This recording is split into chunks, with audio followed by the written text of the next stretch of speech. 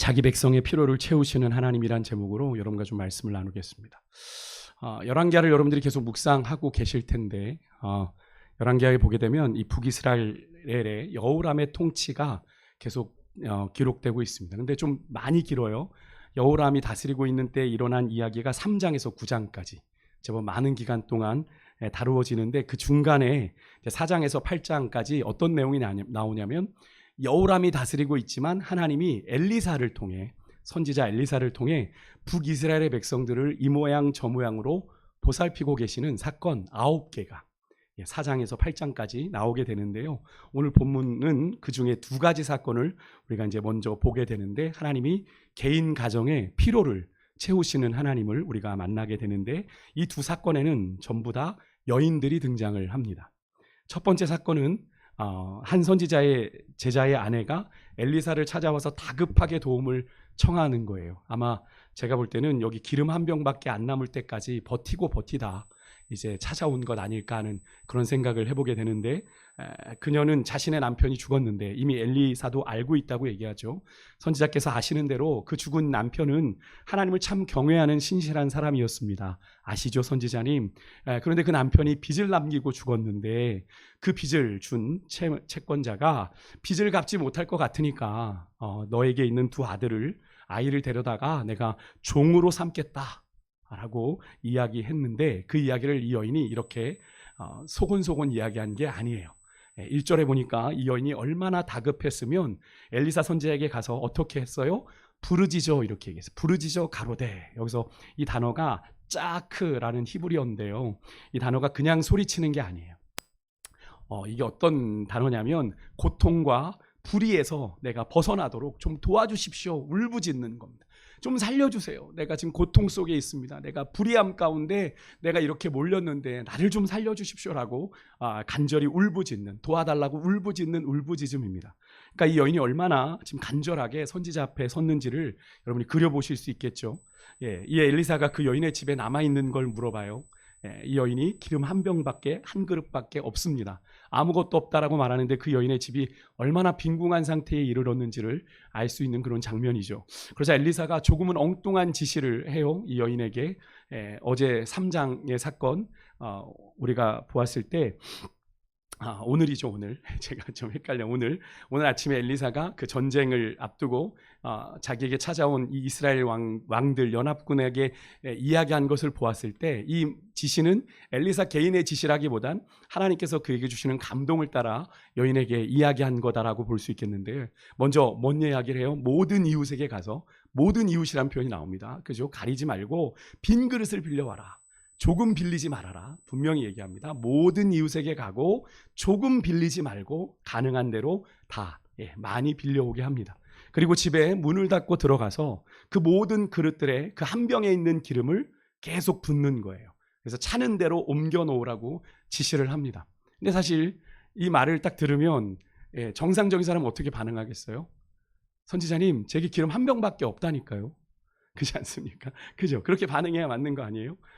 내가 지금 기름 한 병밖에 없다는데 무슨 그릇에 다 채워요? 라고 얘기해야 맞는 건데 그렇게 지시하자 이 여인이 이런 반구하지 않고 문을 닫고 집으로 들어가 두 아들과 함께 그대로 순종합니다. 모든 이웃에 찾아가서 그릇을 빌려오고 그릇에 기름을 채워요. 계속 채워요. 부으는데 계속 채워집니다. 그리고 다 채워. 이제 여인이 야, 그릇 더 가져와. 아들이 없습니다, 어머니. 라고 얘기하니까 그제서야 기름이 그쳤다라고 성경은 이야기해요. 여러분, 근데 조금 전에도 말씀드렸지만 이 여인의 집에 기름이 그렇게나 많았습니까? 아니죠. 한 병밖에 없었는데 기름 한 병뿐이었는데 이 여인이 하나님의 종 선지자 엘리사의 말대로 납득이 안 되지만 그죠? 엉뚱하지만 순종함에 하나님이 그 여인의 빚을 모두 탕감하고 또 그 여인과 그 아들이 나머지 생활을 영위할 수 있을 만큼의 그릇에 기름을 채워주신 거죠. 여러분, 이 사건은요 여인의 세 가지 영적인 자세가 콜라보를 이루어진 사건입니다. 첫 번째 뭐냐면 이 여인이 문제를 만났을 때 그 인생의 문제를 만났을 때 문제의 해결자 되시는 누구를 향해? 하나님을 향해 간절히 부르짖었어요. 아까 부르짖어 가로되 이랬죠. 둘째는 선지자를 통해 주시는 하나님의 말씀을 조금은 엉뚱해요. 생뚱맞아요. 기름 한 병밖에 없는데 그릇마다 부으래요. 내 기준으로 이리 죄고 저리 재지 않고 그대로 순종했고요. 세 번째, 마지막은 그렇게 이 여인네가 비록 못 살았지만 모든 이웃에게 도움을 충분히 얻을 만큼 이 가정에 선한 이 영향력이 있었다라는 거죠. 아무에게나 그를 빌려주겠습니까? 그죠? 좋은 관계를 맺었던 그 선함이 이 가정의 이 여인이나 아들들의 그런 선함이 콜라보를 이루어 이런 하나님의 기적 같은 은혜를 경험하게 된 건데요. 여러분, 사실 이 여인이 선지자의 말대로 순종하지 않고 그릇을 자기 나름대로의 기준으로 우리 기름 한 병밖에 없으니까 아들아 그냥 기름 그냥 그릇 너희들 가서 하나씩만 빌려와라고 얘기했다면 이런 풍성한 은혜를 여러분 경험할 수 있었을까요? 겨우 어쩌면 그것 가지고는 빚만 탕감받을 수 있었을지도 모르는데 여인은 선지자가 말하는 대로 최선을 다해 그릇을 빌렸습니다. 분명히 자기 집에는 기름 한 병밖에 없는데 최선을 다해서 그릇을 빌렸고 기름은 그 여인의 믿음대로 그 그릇들에 모두 채워지게 된 거죠. 여러분, 이 이야기가 어떻게 들리십니까? 그때 그 시절의 이야기로? 나와는 별로 상관없는 이야기로 혹시 들리시는 분 없으세요? 목사님 참 옛날 옛적 호랑이 담배 피는 이야기 하는 거 아닙니까? 여러분, 이런 역사는 그때 그 시절만이 아니라 오늘도 믿음의 사람들에게는 분명히 일어나고 있습니다. 여러분 믿으십니까? 제가 어느 목사님 설교를 듣다가 들은 이야기예요. 이 목사님이 실제로 경험하신 이야기입니다. 이 목사님께서 안식월을 이제 목사님들 안식월 가시는 분들 있잖아요. 7년 되고 뭐 이렇게 하면 안식월 차 미국에 이제 이분이 미국에서 오신 분인데 전에 목회하던 지역을 가신 거예요. 거기가 달라스인데요. 미국 남부의 달라스인데 이 목사님이 전에 섬기던 교회에 이제 가서 예배도 하고 이제 이렇게 한 달간 뭐 2달간 이렇게 지내다 오시는데 그러다가 식당에서 우연히 만난 교회 식당에서 만난 성도들의 이야기입니다. 한 성도님의 아들이 그 달라스 지역의 학교를 다니다가 미국 뉴욕에 있는 아이비리그 소속인 콜롬비아 대학, 여러분 유명한 대학이죠. 아이비리그면 탑 클래스의 대학이거든요. 그 콜롬비아 대학 3학년에 편입을 할 수 있게 되었습니다. 그런데 문제는 등록금이 없어요. 그런 이제 아이비리그 대학들은 등록금도 비싸거든요. 뭐 한 학기에 7만 불, 8만 불, 뭐 이렇게 막 7천만 원, 8천만 원 이렇게 비싸요.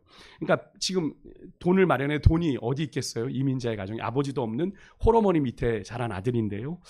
다음 주까지 이제 데드라인이 다음 주까지예요. 다음 주까지 이 문제를 해결하지 않으면 이 편입을 하게 되는 이 입학이 취소가 되는 그런 상황에 놓여 있다고. 그래서 이제 이 목사님이 모여 있는 이분들한테 인사를 하고 뭐 기도 제목 있으십니까 물어봤는데 이분이 이 얘기를 하신 거죠. 그래서 기도 요청을 해서 이 목사님이 기도를 해주셨다고 그래요. 간절히 기도해주고 미국 아이비리그면 세계 최고 학부인데 등록금이 없어 이 진학을 못한다는 이야기에 목사님이 정말 간절한 마음으로 기도하셨대요. 너무 아까우니까. 그리고 나서 2주 후에 이 목사님이 이제 그 교회에서 설교를 하게 됐는데 누가 이 목사님을 꼭 만나야 된다고 목양실을 찾아오셨대요. 누구였을까요? 바로 그분이었어요. 바로 그분이었는데 목사님 기적이 일어났습니다 라고 얘기해서 자초지정을 이야기해 보라고 했더니 2주 전 목사님을 만난 것이 주일이었잖아요. 주일 예배 끝나고 교회 식당에서 그 다음날 월요일에 이분이 도너츠 가게 이제 캐시어로 일을 했다고 합니다. 캐시어가 뭔지 아시죠? 이렇게 계산해 주는 분이요. 그러니까 각자 이제 키가 작은 백인이 들어오는데 반갑게 인사를 했대요. 헬로, 뭐 하와이유 뭐 이렇게 인사하면서. 근데 이때 이 여자분이 자신이 다니고 있는 이 교회에 선교 티셔츠를 입고 있었대요. 여기 이제 Jesus 뭐 엠버서더 이렇게 써 있는 거죠. 당신은 그리스도의 대사입니다. 이런 표현이 여기 이제 써 있는 거예요. 그걸 본 그 백인이 이제 그러면 우리가 보통 우리도 말씀이 이렇게 써 있거나 어디 교회라고 써 있으면 여러분들도 인사 좀 하시잖아요. 뭐 교회 다니시나 봐요. 그죠? 그런 것처럼 이 백인도 아유 크리스찬 이렇게 물어본 겁니다. 그러니까 이분이 솔직한 분이라 교회 신앙생활한 지 얼마 안 됐나 봐요. 교회는 다니는데 자기는 아직 예수는 안 믿는다 그랬대요. 참 순진한 분 아닙니까? 그렇게 그냥 대답하면 좋겠는데 아직 예수는 안 믿는데 교회는 다닌다. 그러자 이 백인이 하나님을 믿냐고 그랬대요. 그러니까 또 이분이 아직 하나님이 있는지 없는지 나 잘 아직 모르겠다. 이렇게 아주 솔직하게 이야기를 한 거예요. 그랬더니 이 백인이 당신이 얼마나 하나님을 믿는지를 한번 나에게 이야기해 줄 수 있겠느냐. 1에서 10까지 이렇게 표현해 본다면 어느 정도 내가 믿고 있는지를 좀 이야기해 달라. 근데 이분이 잘 모르겠다 그랬어요.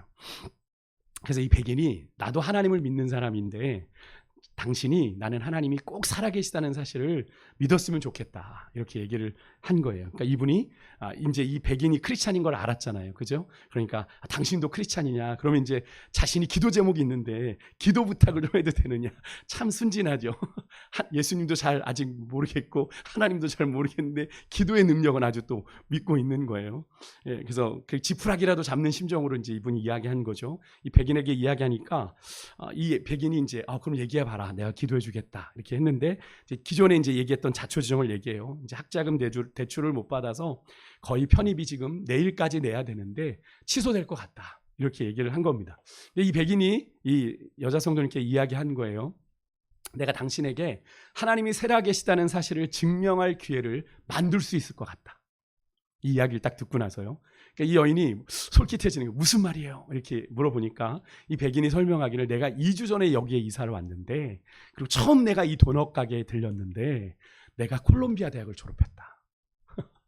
예, 너무 기가 막히죠.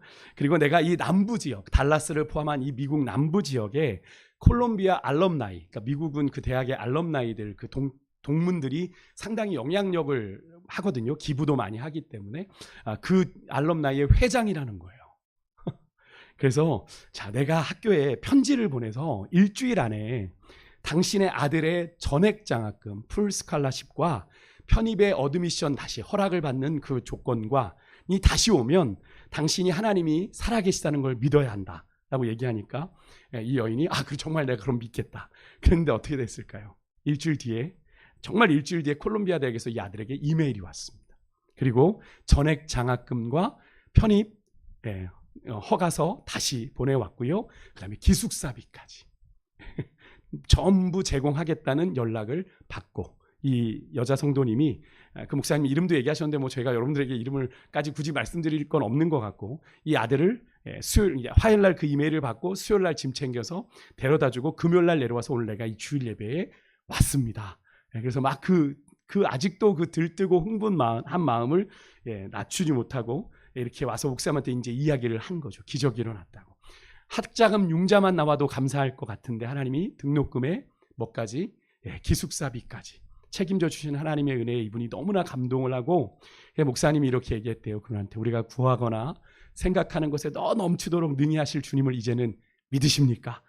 그러니까 이분이 내가 확실히 믿습니다. 이런 고백을 했다라는 이야기인데요. 여러분 이야기 어떠세요? 오늘 본문의 이야기와 뭐가 다릅니까? 상당히 유사하죠. 제가 이분의 설교를 이 말씀을 준비하면서 듣게 된 것도 참 신기합니다. 근데 하필 이런 얘기가 나오게 된 것도 참 신기한데요.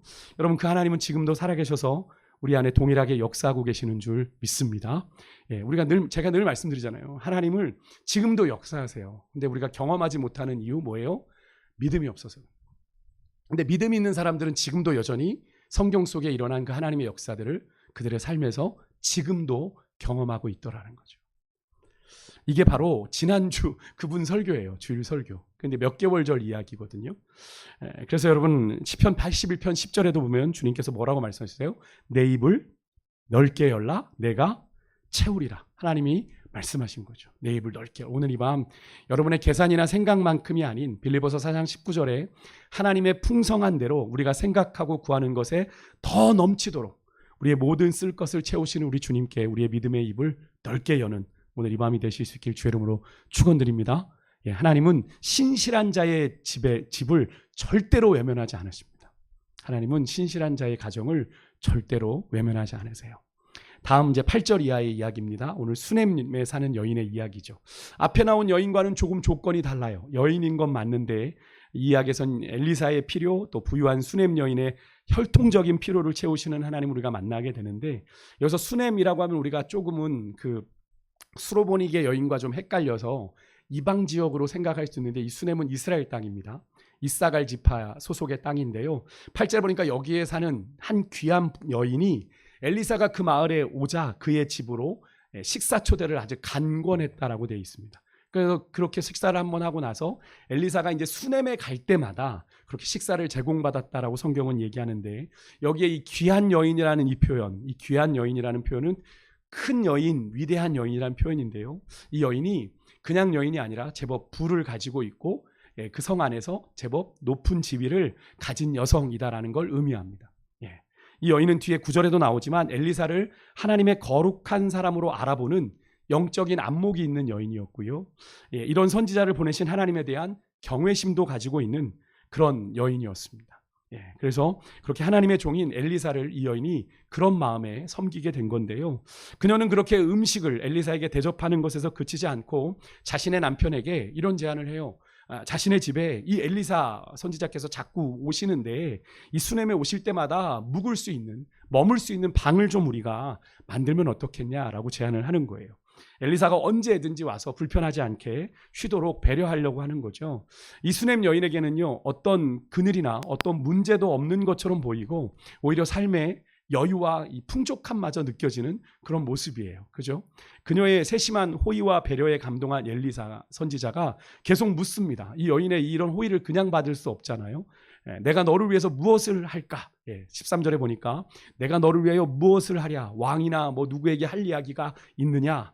라고 이야기도 물어봅니다. 그런데 이 여인이 뭐라고 대답하냐면 나는 내 백성 중에 거주하나이다 이렇게 얘기합니다. 이게 동문서답이 아니라 이 얘기는 이겁니다. 내가 지금 내 공동체 안에서 충분히 자족하며 내가 잘 지내고 있어서 더 이상의 필요가 없습니다. 그러니까 이 여인에게는 개인적으로 뭔가 바라고 원하는 것도 없을 정도로 삶이 풍족하고 여유롭고 부족함이 없어 보이는 그런 모습이죠. 하지만 이 여인에게도 숨기고픈 굳이 드러내고 싶지 않은 아픔이 있고 부족함이 있는데 그게 뭡니까? 바로 자식이 없다는 사실이에요. 거기다가 이 남편이 연로해요. 더 이상 이들 사이에 아들이 생길 생물학적 가능성이 전혀 없는 그런 상태입니다. 그것은 뒤에 이제 14절에 이 여인의 정성을 당한 호의에 어떻게 보답할까 고민하는 이 엘리사와 그의 사환 게하시의 대화에서 우리가 알 수 있는 사실인데, 아시는 것처럼 과거에는 자식이 없는 것이 요즘에는 뭐 다반사지만 여인에게는 상당한 수치로 여겨졌던 시절인지라 표현되고 있지는 않지만, 여인이 내색하고 있지는 않지만 이 여인에게는 남모르게 숨겨둔 그 자식에 대한 애환이 그의 마음 한구석에는 자리 잡고 있지 않았을까 하는 그런 생각을 해보게 되는데, 하지만 이 여인은 그렇게 자신에게 없는 것, 그렇게 없는 것에 연연하느라 한탄하고 원망하지 않았어요. 그죠? 그러면서 오히려 있는 것으로 자족하며 즐겁게 누군가를 섬길 줄 아는, 자식 없는 수치로 자기가 스스로 이렇게 위축되는 것 대신에 하나님 나라에 대한 순수한 열정이 있었던 그런 남다른 믿음의 여장부였다라는 걸 우리가 알 수 있는데요. 어느 시대든지 인간이 직면하는 삶의 어려움과 문제는 동일하죠. 동일합니다. 어느 시대나 문제는 다 있는데, 그런 때마다 문제에 침륜되어 문제에 침착하여 그렇게 문제 속에 살아가는 사람들이 있는가 하면 그런 문제에도 불구하고 믿음으로 사는 사람들이 있었다라는 걸 우리가 오늘 이 여인의 모습을 통해서 새삼 깨닫게 되는 장면인데요. 그렇게 그녀에게 자식이 없다라는 사실을 알게 된 엘리사가 16절에 보니까 1년 후 이때쯤 당신에게 아들이 있을 겁니다 라고 뜬금없이 이야기를 하는 거예요. 여인이 펄쩍 뜁니다. 아닙니다. 선지자여, 날 속이지 마십시오. 이렇게 말합니다. 그녀에게 있어서 아이를 갖는 일은 불가능한 일이고 생물학적으로 끝났으니까 헛된 소망을 품는 거잖아요. 그래서 그렇게 반응을 한 겁니다. 사실 이 여인의 반응은 결코 무례한 것이 아니라 지극히 상식적인 선에서 반응을 한 겁니다. 그래서 엘리사에게 사실은 이 여인이 먼저 앞장서 구하지도 않았던 거죠. 아마 가능성이 1이라도 있었더라면, 가능성이 아마 조금이라도 있었더라면 엘리사에게 먼저 구했을 거예요. 그런데 그런 가능성이 전혀 없었기 때문에 이 여인은 아예 기대조차도 하지 않았고, 그것으로 인해 서운해하지도 않았고, 그런 마음을 다 내려놨던 상황인데, 그렇게 엘리사가 이야기를 하는 거죠. 그러나 여인은 몇 달 안 되어 엘리사의 말대로 임신을 했고, 엘리사가 말한 대로 한 해가 지나자 아들을 낳게 됩니다. 여러분, 그렇습니다. 여러분, 이 일은 누가 이루신 거예요? 하나님이 이루신 거죠. 우리 하나님께는 능치 못한 일이 없음을 여러분 믿으시길 바랍니다. 여러분, 이것이 중요한 믿음의 전제예요. 하나님께는 능치 못할 일이 없다라고 믿는 거죠. 우리가 제한하고 우리가 안 된다고 생각하는 그것에 하나님이 제한되는 분이 아니라, 우리가 믿으면 하나님께는 능치 못한 일이 없는 분임을 여러분 믿으시길 바랍니다. 오늘 새벽에 우리가 앞에 3장 18절에 이스라엘 연합군과 모압의 전쟁을 놓고 엘리사가 이스라엘 왕에게 이렇게 말하죠. 당신들이 모압 땅에 가서 모압의 성읍과 아름다운 성읍과 모압의 샘과 이런 것들을 다 정복하게 될 겁니다. 하나님이 모압을 당신의 손에 넘기셨습니다라고 이야기하면서 이 일은 하나님에게 어떤 일이라고 얘기하냐면 작은 일입니다라고 표현합니다. 하나님에게 작은 일이요, 이 작은 일이라는 표현은 하나님께 쉬운 일이요, 아무것도 아닙니다. 공동번역에 보니까 아무것도 아닌 일. 여러분, 우리에게는 어려운 일이고 우리에게는 안 되는 일이지만 하나님께는 그것이 작은 일이고 하나님께는 쉬운 일이고 하나님께는 아무것도 아닐 수 있습니다. 여러분, 믿으십니까? 하나님은 전능하신 분이니까. 근데 우리가 스스로 믿음이 없어서 이만큼밖에 믿음으로 반응하지 못하는 거죠. 그럼 앞에서 하나님을 경외하는 과부의 그 가족의 긴박한 경제적 상황을 돌보시고 아들을 지켜주심으로 남편 없는 집에 가난한 절망을 채워주셨던 하나님은 물질적으로는 넉넉하지만 자식이 없는 여인의 이 안에 감추어진 이 공허도 하나님께서 채워주셨음을 우리가 보게 되는데요. 여러분, 이 온 세상을 생명체로 채우신 창조주 하나님만이 여러분 우리의 삶의 결핍, 우리의 삶의 공허를 채우실 수 있음을 여러분 믿으시길 바랍니다. 하나님만이. 오늘 본문에서 만난 이 두 여인, 자식은 있으나 돈은 없는 여인, 돈은 있으나 자식이 없는 여인, 둘 다 어떤 인생들입니까? 둘 다 결핍이 있는 인생들이에요. 결핍이 있는. 그럼에도 그들은요, 아합을 통해 이스라엘에 만연되어 있던 풍요의 신인 바알을 찾는 일이 어쩌면 훨씬 수월했을지도 모르겠습니다. 그 당시 북이스라엘의 분위기라면 그냥 바알에게 찾아가는 일이 훨씬 쉬웠음에도 불구하고 그렇게 하지 않고 하나님만을 찾고 하나님만을 섬기는 모습이 너무나도 아름다운 모습인데요. 여러분, 오늘날에도 누구나 결핍을 가지고 있어요. 말하지 않지만 또 누군가는 드러내기도 하지만 모두에게 결핍이 있습니다. 우리가 일반적으로 요즘 물질 만능주의로 생각하니까 물질이 풍족하면, 부자면 결핍이 없는 것이라고 생각하지만 여러분, 오늘 본문에 나오는 수넴 여인처럼 물질이 풍족해도 여러분 우리가 모르는 결핍이 그 삶에는 존재합니다. 그죠? 이 세상에 완벽한 인생은 없기 때문에. 그래서 부자들도 자살하는 거예요. 부자들도 그 돈이 많은데 자살하는 거예요. 그래서 많은 이들이 세상에서 우리의 결핍을 채워줄 거라 장담하는 거짓 우상, 오늘 이 시대에 바알을 찾아 헤매이지만 안타깝게도 여러분 세상에는 참 만족이 없어요. 인류가 걸어온 역사가 그것을 증명하죠. 그래서 더 자극적이고 더 강한 것을 찾아 자신을 망가뜨려 가는 것이 오늘날 우리가 살아가는 세상인데요. 한마디로 없는 것에 대해 끊임없이 자책하면서 자신을 갉아먹는 시대를 우리가 살아가고 있죠. 분명히 더 많은 걸 누리고 싶어서 자신의 인생을 갈아 넣어요. 그런데 정작 그것을 누리지 못하고 이 세상을 마무리하는 인생들이 얼마나 많습니까? 이런 결핍의 시대에 여러분은 여러분의 결핍을 무엇으로 채우고 계십니까? 하나님만이 우리의 이 결핍을 채우실 수 있음을 여러분 믿으시길 바랍니다. 하나님은 어려운 중에도 당신을 향한 신실함을 버리지 않는 당신의 백성들을 결코 잊지 않으십니다. 어떻게든 그들의 결핍을 채워주고 싶어 하시는 분이 하나님이세요. 여러분, 그러하기 때문에 우리는 소망 없는, 참 만족 없는 세상에 잠깐 반짝거리는 그런 쾌락의 즐거움에 동경하고 연민하지 마시고 우리의 창 공급자요 위로자 되신 주인 되신 우리 하나님께 부르짖고 그분께 소망을 두며 살아가는 인생이 되어야 할 줄 믿습니다. 여러분, 이 시대는 참 많이 분별해야 되는 시대예요. 제가 파리올림픽 이야기도 말씀을 드렸는데 그것을 찾다 보니까 우리가 작년 2022년에 커먼웰스라고 영국에 있는 영연방 국가들의 올림픽이 있더라고요. 근데 그 영연방, 그러니까 아일랜드, 스코틀랜드 이런 나라들이 자기들만의 올림픽을 하는 거예요. 우리 전국체전 같이요. 그런데 그렇게 하던 그 개회식에 여러분 뭐가 등장했었는지 아십니까? 여러분, 우리 전사님 한번 사진 찾으셨어요? 저 보십시오. 우상을 저렇게 송아지를 만들어서 오프닝 세리머니 개회식에 저걸 여자들이 끌고 들어왔어요. 저게 무엇을 말합니까? 우리가 다시 지금 시대는 변하고 역사가 변했는데 과거 시대의 금송아지가 우리에게 여전히 존재하고 있음을 보여주고 있는 거예요. 아무렇지도 않게. 여러분들 저게 어디예요? 영국이에요. 신앙의 본산이에요. 미국의 청교도들이 영국에서 갔단 말입니다. 그죠? 영국은 국교가 기독교예요. 그런 나라가 저렇게 되어 버렸습니다. 여러분 정말 이 시대가 분별해야 돼요. 여러분 정말로 이 어려운 시대를 살아가고 있습니다. 정말 우리가 믿음을 믿음으로 고백하기가 어려운 시대를 살아가요.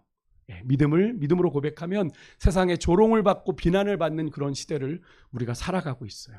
그럼에도 불구하고 우리는 우리의 믿음과 신앙을 분명하게 고백할 수 있어야 될 줄 믿습니다.